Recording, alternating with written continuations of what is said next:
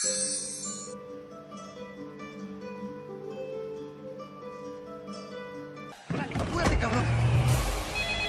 going on? I've been kidnapped! I am somewhere in Mexico with a gun to my head. Ah! What a fucking crybaby.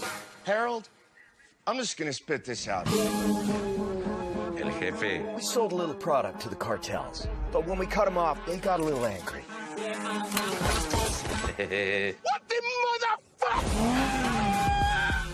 This is a fucking clusterfuck! I know a guy. I'll track down dictators if I can find a guy in middle management. What do they want? They want 5 million What, pesos? dollars. What is that? It's an injectable microchip. Okay. I need to keep tracking. I don't like needles. You can't scare me with tales of the big bad cartels. I don't know how things work. Not in Mexico. Harold? Gringo. Ah, no, madre. You really believe in God? Of course I believe in God. What kind of person does not believe in God? I guess I kind of do, but not. Aloha! This is Trinidad, the Island Man, your Island Man, coming to you live once again from beautiful Hawaii here on the island of Oahu, bringing you, yes you, the best movie reviews on the entire island of Oahu. And yes, this is Trinidad, the Island Man, your Island Man. And tonight, Tuesday night, the 13th of March, I saw the movie Gringo, which opened up Friday, this last Friday, and basically made no dent at the box office, scoring only about 10 million on its opening weekend.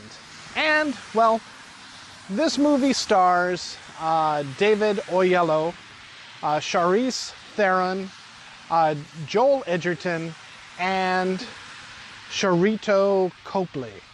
And remember our rating scale, shock a thumbs up, it's good to see, I recommend it. Shock a thumbs down, it's junk, I don't recommend it. And for the action comedy or comedy action Gringo, it is a shock a thumbs down. Oh man, I was really expecting something good from this movie. Academy Award winner Charlize Theron, stars in this movie, produces this movie, or at least is one of the producers, and she is known to be able to do great comedy. Oh my goodness, this was such a miss of a movie. I've shown you part of the trailer.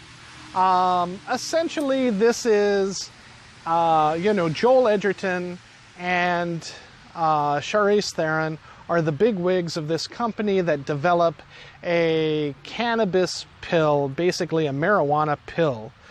So you no longer have to smoke the pill. You don't have to, well, I guess you don't have to smoke marijuana anymore, or even do edibles, but now that I think about it, isn't the pill just another form of the edible? I don't know. But I guess it's supposed to give you that same high. They never really explain it or talk to you about it in the movie, about what it does or how effective it is. It's just a plot device for David Oyelowo's character, a mid-level manager in their company, to basically get, take the blame, per se, as they are doing some underhandedly illegal stuff, developing this pill and working in Mexico. And this movie runs the gambit of corporate espionage to want to be like a Pineapple Express like movie dealing with marijuana, legal marijuana, and the drug cartels in Mexico.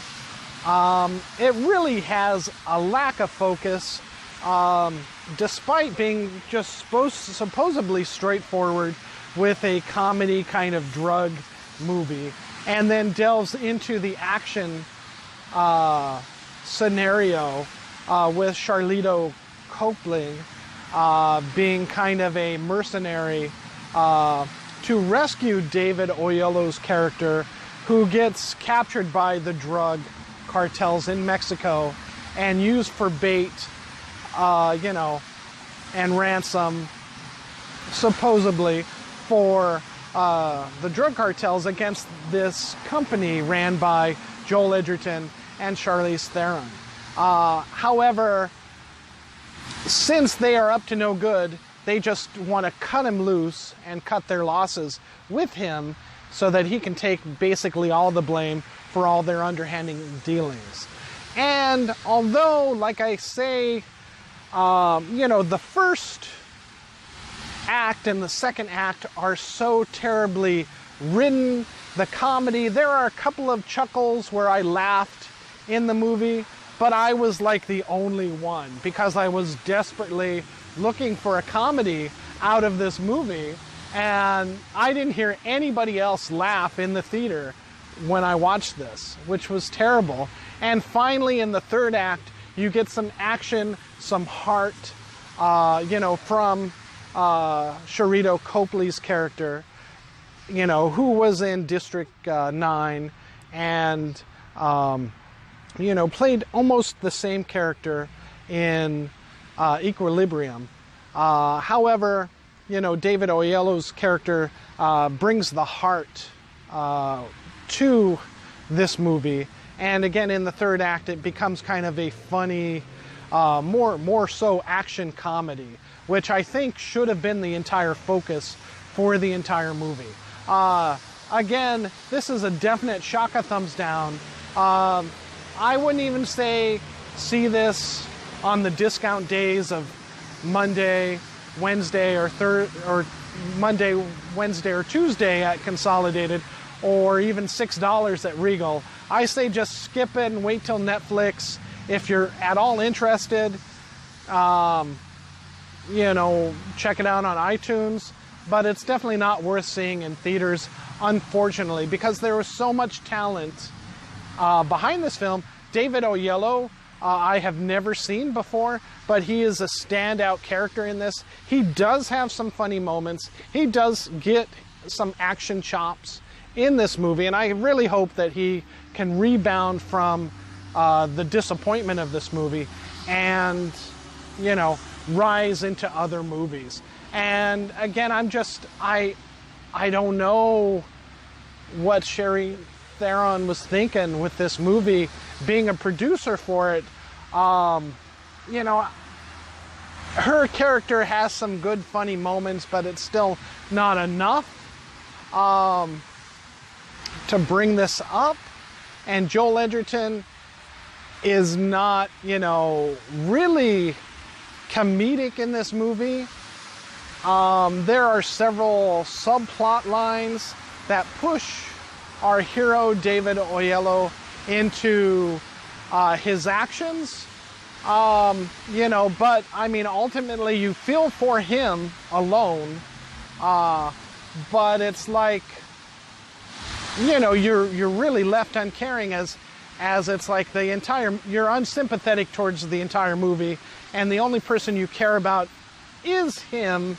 However, you know, he's in this stuff so deep, you don't really, you know, you figure, what's the point? So it is a little bit of a surprise ending how he turns out to kind of come out on top. But again, shaka thumbs down. Just wait till it's on Netflix or see it streaming at home at your leisure. All right, this is Trinidad, the Island Man, your Island Man, saying just go ahead and skip Gringo in the theater. It's just not worth it. Shaka thumbs down. All right, thank you so much. This is Trinidad, the Island Man, wishing you a happy aloha.